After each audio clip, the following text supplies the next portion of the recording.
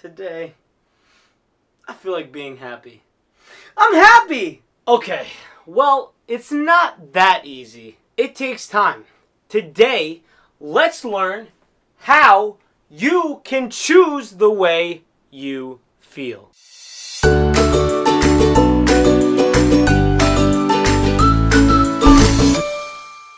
So in order to see how and where we can possibly change the way we feel, let's look at how the process of emotions develops, how we develop emotions. So if we think about the process, it all starts with an event. That's it. I'm done with you.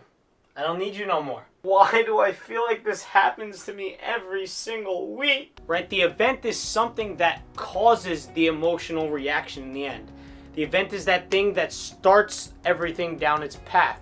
The thing that starts the emotion from occurring in your mind. Now, the event that happened could be a terrible life event. It could be surprising news. Or it could simply just be a thought that you had. It doesn't have to be something external. All the event really is something that occurs in your life. A thought or an action, an external event. It could be something large. It could be something small. It could be something very negative. It could also be something very positive and uplifting. Now, here's the catch. The actual content of what happens in that event is not what matters. That's not exactly what makes you feel the way you do. Unfortunately, we let it affect us in that way. We let it be that thing that causes us to feel that way. But we must experience something through our five senses. We see, we hear, hello? We touch, we taste, and we smell. In order to have an emotional reaction, okay? It must be something that happens to us, something that we do that causes an emotion to come about. So the first step is an event. Now, once we have that event, we collected some sort of data, right? And we need to now do something with that data that we've collected from our five senses. We need to process the data. Once we've used our five senses, we report what we saw, what we heard, back to the brain for further processing. Now it's the brain's job to try and make sense of all this. As soon as the data hits your brain, it starts to get filtered through your definition of emotions. And it takes us through three different areas of our life. First is our current situation. Are we in a good or are we in a bad place mentally, physically, emotionally, financially, whatever it may be? Are we in a good or a bad place? How is our current situation? However this event was sent back to the brain, it will tend to skew more to the negative side because you are in a bad place. Now, on the opposite, if you happen to be happy or in a very positive mood, the event will tend to have less of a negative effect on you and more of a positive effect on you. What were yesterday's numbers again?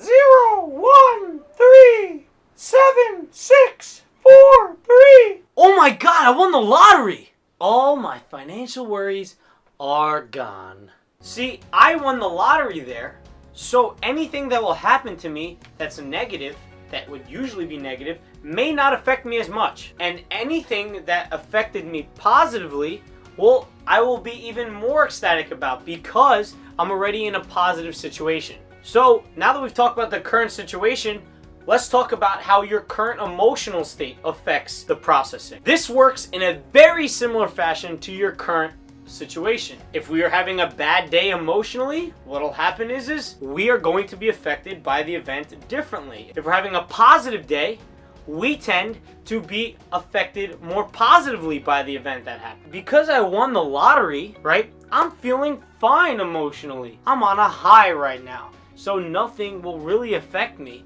I'm too happy. Your current emotional state will pull your view of the scenario depending on how you feel. Now, lastly, it'll pull you through life's relationships. Now, this works in a similar manner as the previous two. Every other relationship in Antonio's life in that clip is fine. He's happy and everything. So, the relationship where he and Antonio broke up, he's doing fine. It's only that relationship that's causing him a problem. If you have a positive relationship with someone, the way you react to things that happen with that person will be positive. But if you have a negative thing, they tend to be more negative. So you need to ask, does that event add strain to the relationship, or does it make them better? Now, the third step of how the emotions are processed is the result, the reaction, the emotion that we get back. This determines how we feel about the event. It happened to us. We took it through our current situation, our emotional state, and our relationships, processed it, and came out with a result ready for us to take action on. Hopefully,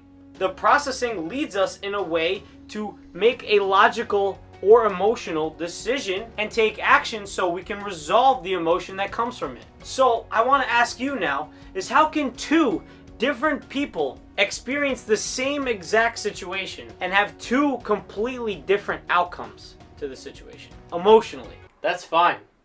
I'll just go out and buy another girlfriend now. I won the freaking lottery.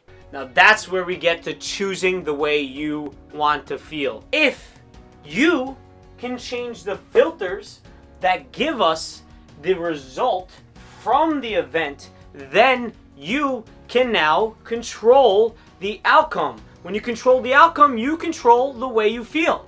So how do we change these processing rules? The processing rules come primarily from external events. But the key here is that we allowed those external events to come in, although subconsciously, to change the way we view the future. I don't need to be in a relationship. I'm happy on my own. Versus this. I need a girlfriend to survive. We can change those by changing our deep-seated beliefs. So in the end then, the way you choose the way you feel is by changing your deep-seated beliefs. If you change your deep-seated beliefs, you will change the processing rules and the filters associated with the events that happen in your life, which will change the outcome. If you enjoyed today's video, make sure to share it with one friend so I can reach more people. Make sure to donate to me on Patreon and subscribe, and make sure to grow with the flow.